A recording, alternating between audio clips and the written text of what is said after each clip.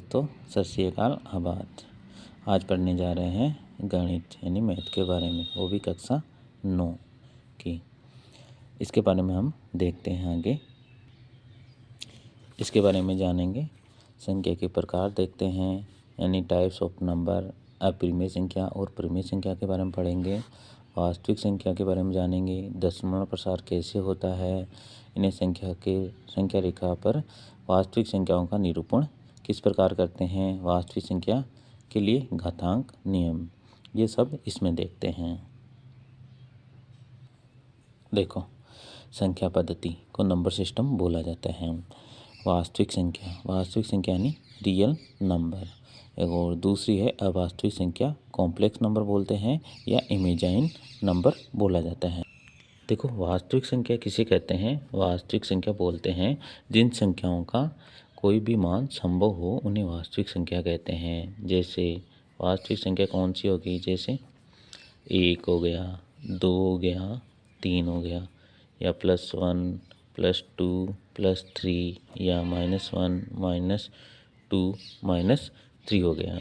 इसी प्रकार हम देखते हैं 22/7 हो गया, 3/2 हो गया, 7/2 हो गया। इसी प्रकार देखते हैं 3.14 हो गया, 7.4 हो गया, 5.1 हो गया। इसी प्रकार देखते हैं √2 हो गया, √3 हो गया और √5 हो गया।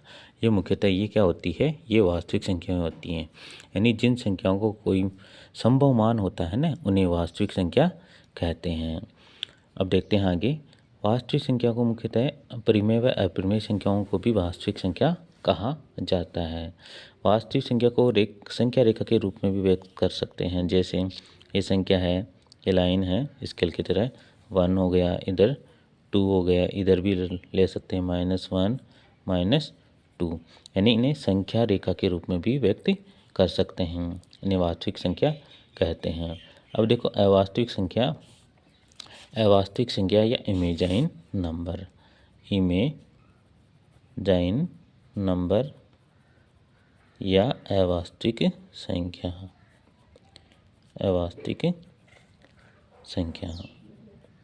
देखो, अवास्तविक संख्या किसे कहते हैं? वे संख्याएं जिन्हें रूट के अंदर ऋणात्मक रूप में लिखा जाता है, या वे संख्याएं जिन्हें रूट में ऋणात्मक संख्या के रूप में दर्शाते हैं, उन्हें हम अवास्तविक संख्या कहते हैं। जैसे -3 हो गया, -1 हो गया, -5 हो गया, -7 हो गया, ये अवास्तविक संख्या होती है। फिर बोल रहा हूँ, अवास्तविक संख्या किसे कहते हैं? वे संख्याएं जिन्हें रूट में माइनस के रूप में दर्शाया जाता है, उन्हें इमेजाइन नंबर या अवास्तविक संख्या कहते हैं। देखो, वास्तविक संख्या मुख्यतः 2 प्रकार की होती है। वास्तविक संख्या कौन सी होती है? 2 प्रकार की होती है। एक तो परिमेय संख्या होती है और एक अपरिमेय संख्या होती है। परिमेय संख्या को बोलते हैं रेशनल नंबर और अपरिमेय संख्या को बोलते हैं इरेशनल नंबर। देखो, परिमेय संख्या देखते हैं। परिमेय संख्या या रेशनल नंबर। देखो, परिमेय संख्या बोलते हैं जिन्हें P/Q के रूप में लिखा जाता है और Q बराबर 0 नहीं हो। हम ऐसे भी देख सकते हैं, P यानी क्या हुआ? प्रिंस हो गया, और Q यानी क्या हुआ? क्वीन हो गई। प्रिंस यानी क्या होता है? राजा होता है, और क्वीन यानी क्या होती है? रानी। यानी राजा और रानी यदि दोनों साथ में होते हैं और रानी कभी ख़त्म नहीं हो, उन्हें हम परिमेय संख्या कहते हैं। या इसकी परिभाषा ऐसे भी देख सकते हैं, जिन्हें P/Q के रूप में लिखा जाता है और Q बराबर 0 नहीं हो, उन्हें परिमेय संख्या कहते हैं। और P और Q पूर्णांक हो, P और Q क्या हो? पूर्णांक हो, उन्हें हम परिमेय संख्या कहते हैं। दोबारा से सुन लो परिभाषा। जिन्हें P/Q के रूप में लिखा जाता है और Q बराबर 0 नहीं हो, और P और Q एक पूर्णांक संख्या होती है, उन्हें हम परिमेय संख्या कहते हैं। जैसे परिमेय संख्या, जैसे 2/3 हो गया, 1/2 हो गया, 1/2 हो गया, और 0 हो गया, 7 हो गया, 5 हो गया, और 3.2 2 हो गया, ये परिमेय संख्या होती है। अब बोलोगे सर ये p बटा q के रूप में तो नहीं है 3.2, तो बेटा ये पॉइंट हटाते हैं तो यहाँ 10 लग जाते हैं, तो p बटा q के रूप में हो गई, तो ये भी एक परिमेय संख्या है। अब बोलोगे सर 0 ही है केवल, आप इसे परिमेय संख्या बोल रहे हो। अरे तो 0 है तो इसके नीचे 1 लगा देंगे तो ये भी एक p बटा q के रूप में फॉर्म में आ जाएंगी, तो ये भी एक परिमेय संख्या है। अब सर 7 भी परिमेय संख्या बोले तो 7 के नीचे भी 1 लगा देंगे और 5 के नीचे भी 1, तो p बटा q के फॉर्म में आ रही है और q बराबर 0 नहीं है, तो इसलिए ये भी एक क्या है, परिमेय संख्या है। अब देखते हैं अपरिमेय संख्या के बारे में। देखो अपरिमेय संख्या, अपरिमेय संख्या को बोलते हैं इरेशनल नंबर। क्या बोला जाता है, इरेशनल नंबर बोला जाता है। अब देखो इन द वैसे बोला जाता है कि जो संख्या का पूर्णतः वर्ग नहीं होता, वे संख्याएं जिनका पूर्णतः वर्ग नहीं होता उन्हें अपरिमेय संख्या कहते हैं, जैसे √3, या ऐसे भी बोल सकते हैं जिन्हें p बटा q के फॉर्म में नहीं लिखा जाता और q बराबर 0 नहीं हो और p और q पूर्णांक न हो। जैसे हम देखते हैं तो ये √3 हो गया, √3 हो गया, √7 हो गया, √11 हो गया, √13 हो गया, ये अपरिमेय संख्या है। अब बोलोगे सर इनके नीचे 1 लगा दे, तो 1 लगा दे, ये परिमेय संख्या होगी p बटा q, तो p बटा q तो हो गया, लेकिन ये क्या पूर्णांक थोड़ी है, पूर्णांक थोड़ी है 3 पूर्णांक नहीं है। पूर्णांक होते हैं 0 से धनायन ऋणायन, 0 से धनायन और ऋणायन, तो ये पूर्णांक थोड़ी है, पूर्णांक थोड़ी है, क्यों, रूट में आ रही है, ये संख्या रूट में आ रही है, इसलिए ये p बटा q के फॉर्म में तो है लेकिन ये पूर्णांक नहीं है p और q, इसलिए ये अपरिमेय संख्या है। दोबारा से सुन लो, अपरिमेय संख्या किसे कहते हैं, वे संख्याएं जिनका वर्ग करने पर पूर्णतः वर्ग नहीं होता, वे संख्याएं जिनका पूर्णतः वर्ग नहीं होता उन्हें अपरिमेय संख्या कहते हैं, या जिन्हें p बटा q के रूप में नहीं लिखा जा सकता और p और q पूर्णांक नहीं हो उन्हें अपरिमेय संख्या कहते हैं। देखो परिमेय संख्या को 2 भागों में बांटा जाता है, एक तो हो गया दशमलव, जिन्हें डेसिमल बोलते हैं, एक हो गया पूर्णांक, एक पूर्णांक जिसे इंटीग्रस बोला जाता है या जेड के रूप में प्रदर्शित किया है। दशमलव कैसे, वे संख्याएं जिनमें भाग देने पर पूर्णतः पॉइंटों में चला जाता है, जैसे 3 में 2 का भाग देंगे तो 2 एकम 2, 2 1 बच गया, 1 में 2 का भाग नहीं जाता, पॉइंट लगा दिया तो 1 के पास क्या आ जाएगा 0, तो 10 में 2 का भाग 10 में 2 का भाग चला जाएगा, तो 2 पंजो 10, यानी पूर्णतः चला गया, तो इसमें तो पूर्णतः चला गया, तो ये है क्या है, दशमलव संख्या होती हैं, यानी वे संख्याएं जिन्हें भाग देने पर चला जाता है दशमलव में उन्हें दशमलव संख्या कहते हैं। अब देखो पूर्णांक संख्या किसे कहते हैं, जैसे एक लड़का है राहुल, ये लड़का है राहुल, ये राहुल है, राहुल खड़ा है एक 0 संख्या पर, राहुल बाईं ओर जाता है तो धनायन वाली संख्या बढ़ती है, +1 +2 +3, और यदि राहुल ने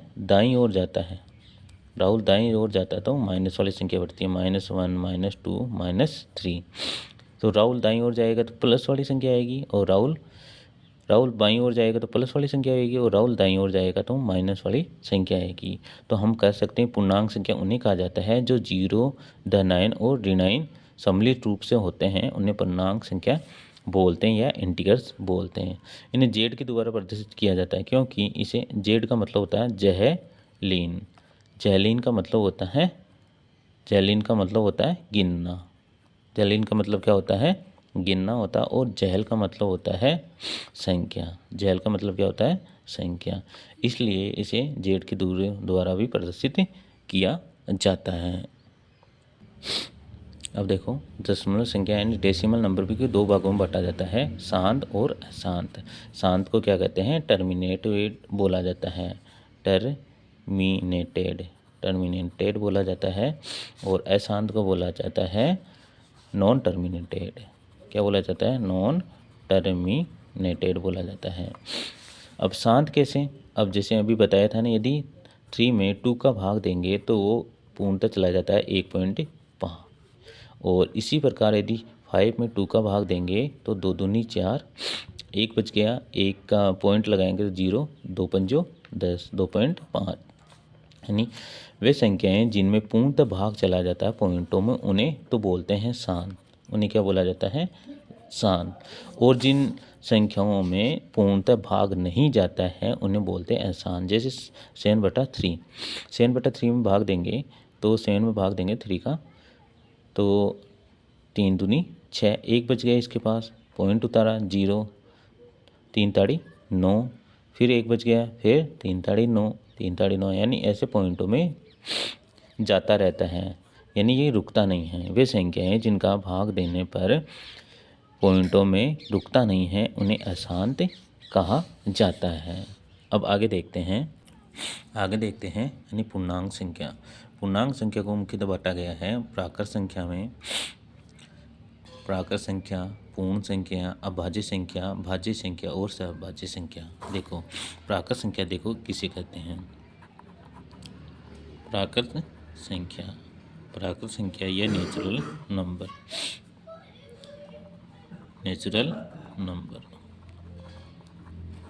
देखो नेचुरल नंबर किसे कहते हैं? वे संख्याएं जो गणना के लिए काम आती है, गणना के लिए काम आती है, वो प्राकृत संख्या कहते हैं। जैसे 0 से लेके अनंत तक। वे संख्याएं जो गणना के लिए काम आती है और 0 से लिए अनंत, इसमें 0 नहीं आएगा, वो आएगा 1 से लेकर अनंत तक। क्या आएगा? 1 से लेकर अनंत तक। वे संख्याएं जो गणना के लिए काम आती है और वो 1 से लेकर अनंत तक होती हैं, उन्हें प्राकृत संख्या या नेचुरल नंबर कहते हैं। अब पूर्ण संख्या इसमें आएगा। पूर्ण संख्या या वूल नंबर। देखो पूर्ण संख्या या वूल नंबर किसे कहते हैं? वे संख्याएं या प्राकृत संख्याओं में, यदि प्राकृत संख्या कैसी होती है? 1 से लेके अनंत तक। यदि प्राकृत संख्याओं में 0 को भी शामिल कर लिया जाता है तो इन्हें हम कहते हैं पूर्ण संख्याएं। वे संख्याएं जो गणना के लिए काम आती है और 0 से लेकर अनंत तक होती है, उन्हें पूर्ण संख्या बोला जाता है या वूल नंबर बोला जाता है। अब देखो अभाज्य संख्या या प्राइम नंबर। अभाज्य संख्या या प्राइम नंबर किसे बोलते हैं? यानी वे संख्याएं जिनमें 2 का पूर्णतः भाग जाता है। ये तो साधारण परिभाषा होगी। जिनमें 2 का पूर्णतः भाग जाता है उन्हें भाज्य संख्या कहते हैं। लेकिन जैसे 2 एक सबसे छोटी अभाज्य संख्या है, लेकिन 2 में 2 का भाग चला जाता है, तो ये परिभाषा कुछ मान्य थोड़ी कम रखती है। इसलिए जैसे 2 है, 2 में 1 का भी भाग चला जाता है और 2 का भी भाग चला जाता है। 2 में 1 का भाग चला जाता है और 2 का भाग चला जाता है। तो वे संख्याएं जिनमें कम से कम 2 का भाग जाता है उन्हें हम अभाज्य संख्या या प्राइम नंबर कहते हैं। जैसे 3 हो गया, 3 में 1 का भी चला जाएगा और 3 का। जैसे 5 है, 5 में 1 का भी, 5 का भी, और 7 में है तो 1 का और 7 का। अब देखते हैं भाज्य संख्या। भाज्य संख्या या कंपोजिटिव नंबर। देखो भाज्य संख्या या कंपोजिटिव नंबर किसे कहते हैं? वे संख्याएं जिनमें 2 का भाग चला जाता है। इसमें तो रूल लागू होता है, लेकिन तो वे भाज्य संख्या नहीं है। जैसे 4 है, 4 में 1 का भी जाता है और 2 का भी जाएगा और 4 का भी जाएगा। इसलिए हम कहते हैं कि वे संख्याएं जिनमें 1 का, 2 का और सेम की संख्या का भाग जाता है उन्हें भाज्य संख्या कहा जाता है। जिनमें 1 का, 2 का और सेम की संख्या का भाग जाता है उन्हें भाज्य संख्या कहते हैं। जैसे 6 है, 6 में 1 का भी चला जाएगा, 2 का भी चला जाएगा और 3 का भी चला जाएगा और 6 का। यानी कह सकते हैं जिनमें 1 का, 2 का और सेम की संख्या के अलावा भी भाग चला जाता है तो उन्हें भाज्य संख्या कहते हैं। या वे संख्याएं जिनमें कम से कम 3 संख्याओं का भाग चला जाता है उन्हें भाज्य संख्या या कंपोजिटिव नंबर बोलते हैं। अब आगे सहअभाज्य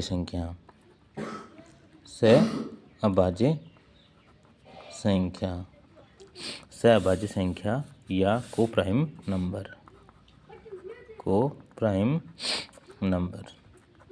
देखो सहअभाज्य संख्या को प्राइम नंबर किसे कहते हैं? जैसे 2 और 3 साथ में हैं, 2 और 3 साथ हैं तो 2 और 3 में 1 का भाग जा रहा है, दोनों में कॉमन क्या है? 1 का भाग जा रहा है ना। तो संख्या अभाज्य किसे कहते हैं? जिनमें 1 और सेम की संख्या का भाग जाता है। तो ये क्या है? 2 और 3 साथ में भी है और इनमें 1 का भी भाग जा रहा है, 2 और 3 साथ में भी है और 1 का भी भाग जा रहा है, इसलिए ये सहअभाज्य संख्या कहलाती है। जैसे 5 और 6 हैं, 5 और 6 इनमें अपनी सेम की संख्या का भी भाग जाएगा और 1 का भी भाग जाएगा।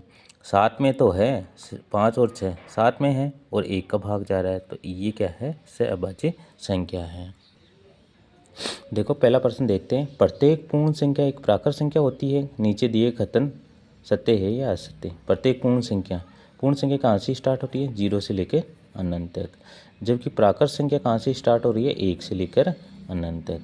ये क्या? प्रत्येक पूर्ण संख्या यानी 0 से लेकर अनंत तक एक प्राकृत संख्या आती है, जबकि इसमें 1 से स्टार्ट हो रहा है और जबकि इसमें 0 से स्टार्ट हो रहा है। इसमें 0 तो है ही नहीं, इसलिए हम कह सकते हैं कि प्रत्येक पूर्ण संख्या प्राकृत संख्या नहीं होती, ये असत्य है। ठीक है। और दूसरा प्रश्न क्या कह रहे हैं? प्रत्येक पूर्णांक एक परिमित संख्या होती है क्या? प्रत्येक पूर्णांक से कैसे बताया मैंने? एक तो 0, बाईं ओर चलेंगे तो -9,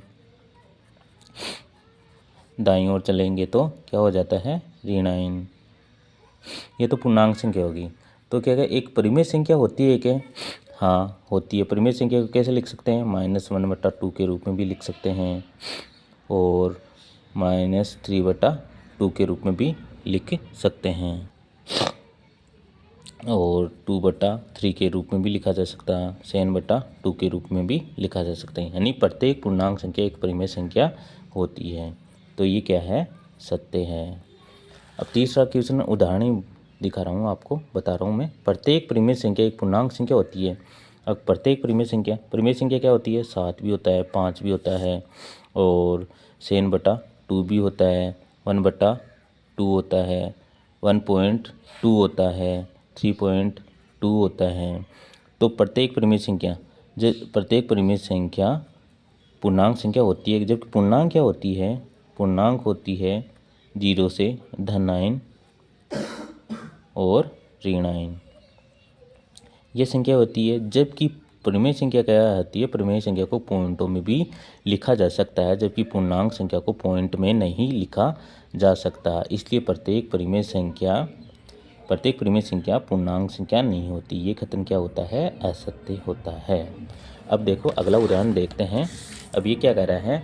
1 और 2 के बीच 5 परिमेय संख्या ज्ञात करनी है आपको। 1 और 2 के बीच हम ऐसा करेंगे कि 1 और 2 के बीच 5 परिमेय संख्या ज्ञात करने के लिए हम क्या करेंगे?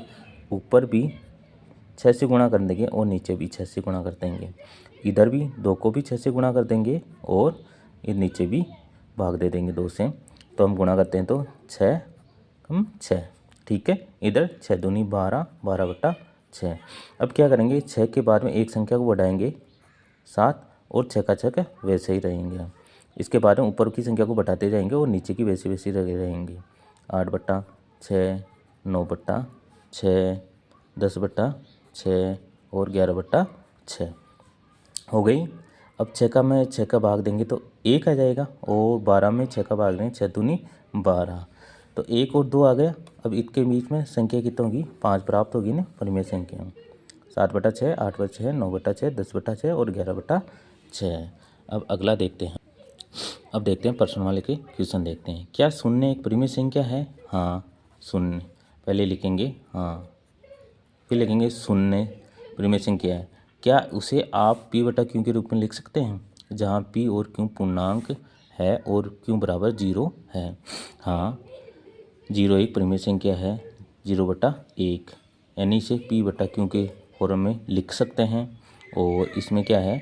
q बराबर 0 नहीं है।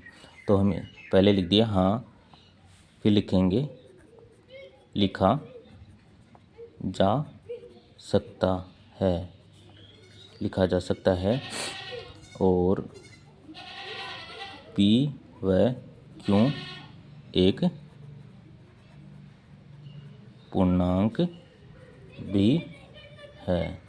यानी पी और क्यू पूर्णांक है, क्योंकि पूर्णांक में 0 भी आता है और 1 भी आता है, यानी दोनों पी बटा क्यू के फॉर्म पे भी है और क्यू बराबर 0 नहीं, क्यू 1 है, इसलिए हम कह सकते हैं इसे पी बटा क्यू के रूप में भी लिखा जा सकता है और परिमेय संख्या है और क्यू बराबर 0 भी नहीं है और 0 और 1 दोनों पूर्णांक भी है, इसलिए ये हो सकता है कि 0 एक परिमेय संख्या है, हो सकता नहीं है ही। दूसरा प्रश्न देखते हैं, 3 और 4 के बीच 6 परिमेय संख्या ज्ञात करनी है। देखो अब 3 और 4 के बीच में परिमेय संख्या ज्ञात करनी है आपको, 3 व 4 के बीच में। तो हम क्या करेंगे, 3 को मल्टीप्लाई करेंगे 7 से और भाग भी देंगे 7 से। अब 4 है, 4 को भी मल्टीप्लाई 7 से करेंगे और भाग भी 7 से दे देंगे, तो 7 से गुणा करेंगे, 3 से 7 या 21 बटा 7। अब इसको करेंगे 7 चौको 28, 28 बटा 7। अब क्या करेंगे, मैंने पहले क्या बताया था आपको, ऊपर वाली संख्या को बढ़ाते जाएंगे और नीचे वाली संख्या को वैसा की वैसा रखते जाएंगे। तो 21 के बाद में क्या आता है 22, 22 बटा 7, 22 के बाद में क्या आता है 23 बटा 7, 23 के बाद में क्या आता है 24 बटा 7, 24 के बाद में क्या आता है 25 बटा 7, 25 के बाद में क्या आता है 26 बटा 7 और 26 बटा 7 के बाद में क्या आता है 27 बटा 7। अब हम देखेंगे यहाँ करेंगे, अब 21 में 7 का भाग दे देंगे तो 7 या 21 और 7 चौके 28 और 3 और 4 के बीच में 6 संख्या प्राप्त होगी हमारे पास 22 बटा 7, 23 बटा 7, 24 बटा 7, 25 बटा 7, 26 बटा 7 और 27 बटा 7। अब आगे का प्रश्न देखते हैं, यही प्रश्न है आगे देखो, 3 बटा 5 और 4 बटा 5 के बीच 5 परिमेय संख्या ज्ञात करनी है। ये हो गया 3 बटा 5 और 4 बटा 5 के बीच में 5 परिमेय संख्या ज्ञात करनी। देखो हम क्या करेंगे, 5 परिमेय संख्या ज्ञात करेंगे तो इससे 6 से मल्टीप्लाई भी कर देंगे और 6 से डिवाइड भी कर देंगे, इससे भी 6 से मल्टीप्लाई कर देंगे और 6 से डिवाइड भी कर देंगे। अब देखते हैं, 36, 18, 5 छिका 30, 18 बटा 30, इधर देखते हैं 6 चौका 24 और 6 पंजो 30, 18 बटा 30 और 24 बटा 30। ठीक है, इसके बाद में एक अगली वाली संख्या को बढ़ाएंगे, यानी ऊपर वाली संख्या को बढ़ाते हैं, यानी अंश को बढ़ाते हैं। 19 बटा 30, 19 के बाद में 20 बटा 30, 20 के बाद में 21 बटा 30, फिर आ जाता है 22 बटा 30, 22 बटा 30 के बाद में 23 बटा 30। ठीक है, 5 परिमेय संख्या हमारे पास प्राप्त होगी, 19 बटा 30, 20 बटा 30, 21 बटा 30, 22 बटा 30, 23 बटा 30। यदि जो कटने वाली संख्या है उसे काट भी सकते हैं या ऐसे भी लिख सकते हैं, वो भी सही है, क्योंकि यहाँ ये कट रहा है ना 0 से 0, 2 बटा 3 आ रहा है, 21 बटा 30, 30 बटा 22 बटा 30, 23 बटा 30। अब इसको 6 से डिवाइड कर देंगे, 36, 18, 6 चौका 24, इसे भी 6 चौका 24, 6 पंजो 30, यानी 3 बटा 5 और 4 बटा 5 के बीच में 5 परिमेय संख्या हमारे पास प्राप्त हो गई। ठीक है, अगला प्रश्न देखते हैं हम, नीचे ये कथन सत्य है या असत्य कारण के साथ उत्तर दीजिए। प्रत्येक प्राकृत संख्या एक पूर्ण संख्या होती है क्या? देखो प्राकृत संख्या कैसी होती है, प्राकृत संख्या होती है 1 से लेके अनंत तक, 1 से लेके कहाँ तक होती है अनंत तक, जबकि पूर्ण संख्या कहाँ से होती है 0 से लेके अनंत तक होती है। तो हम कह सकते हैं हाँ सही है कि 1 से लेकर अनंत तक होती है, जबकि ये 0 से होती है, यानी इसमें भी 1 आ रहा है, इसमें भी 1 आ रहा है और अनंत तक जाती है। तो हम बोल सकते हैं कि प्रत्येक प्राकृत संख्या एक पूर्ण संख्या है। प्राकृत संख्या 1 से स्टार्ट हो रही है, अनंत तक जा रही है, इसमें भी पूर्ण संख्या में 1 आ रहा है ना, 1 से लेकर अनंत तक, नहीं दोनों में सेम मिल रहा है, तो ये हम बोल सकते हैं कि प्रत्येक प्राकृत संख्या एक पूर्ण संख्या हो सकती है। हम कारण लिख सकते हैं, प्रत्येक प्राकृत संख्या पूर्ण संख्या होती है, प्रत्येक प्राकृत संख्या पूर्ण संख्या होती है। अगला देखते हैं हम,